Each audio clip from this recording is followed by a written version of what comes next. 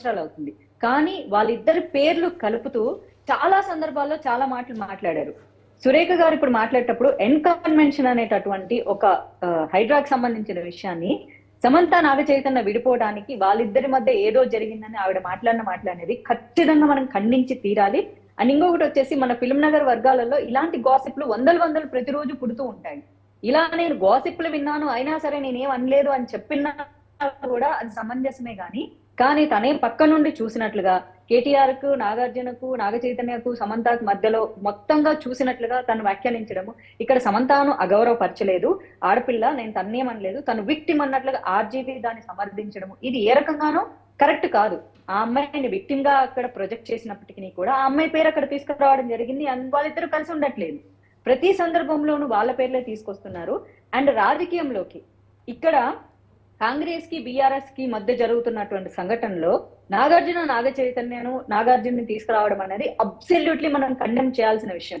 ఆవిడ మినిస్టర్ అవ్వచ్చు లేదా ఒక సాధారణ స్త్రీ అవ్వచ్చు. ఇక్కడ ఏ పార్టీలకు అతీతంగా మనము వెళ్ళిపోయేసి సపోర్టింగ్ గా మనం మాట్లాడడం అనేది ధర్మం అయితే కాదు. ఎందుకంటే ప్రతి సందర్భంలో సినిమా వాళ్ళు సాఫ్ట్ టార్గెట్ అవ్వడం చాలా చాలా చాలా ప్రతి సందర్భంలో చూస్తున్నాం. నేను కూడా కాస్టింగ్ కౌచ్ గురించి మాట్లాడినా, నేను సినిమా ఇండస్ట్రీలో ఉన్నా, నేను రాజకీయంలో ఉన్నా, కానీ ఏ సందర్భంలో మాట్లాడాలి, ఎలాంటి విషయాలు మాట్లాడాలి, అలాంటి విషయాలే మాట్లాడాలి.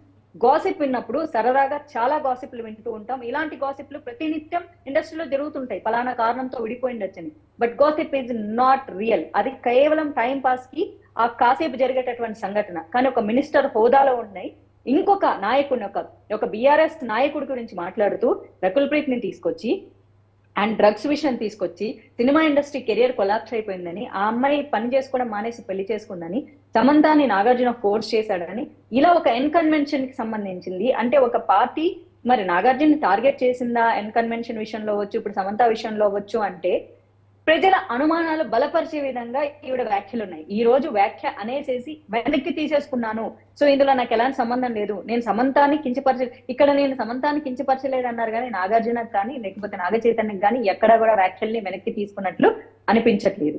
సో ఈ అంశాన్ని మనం పరిశీలిస్తే టార్గెట్ చేస్తున్నట్లుగా అనిపిస్తుంది. At the same time cinema అమ్మాయిల్ని ఏమైనా అంటే వాళ్ళు ఖచ్చితంగా పరువు విషయంలో తిరిగి ఎలాంటి మాటలు అనలేరు. మహా అయితే ఏదో జస్ట్ పరువు నష్టం దావా వేసి నోరు మూసుకొని ఉండగలదే తప్ప వాళ్ళు వచ్చి నువ్వు చూసావా అని ఫోన్లు చేసి పని కట్టుకొని కొట్లాడే ప్రసక్తి ఉండదు. కాబట్టి ఈ మాటలు రాజకీయానికి సినిమా ఇండస్ట్రీకి రెండూ సంబంధాలు ఉన్నప్పటికీ కూడా పర్సనల్ విషయాలు, మొగుడు పిల్లల విషయాలు అనేది ఎవ్వరూ తీసుకురావడం కరెక్ట్ కాదు. కుటుంబ సభ్యులకే హక్కు ఉండదు ఒకసారి విడాకులు తీసుకున్నాక మాట్లాడడం.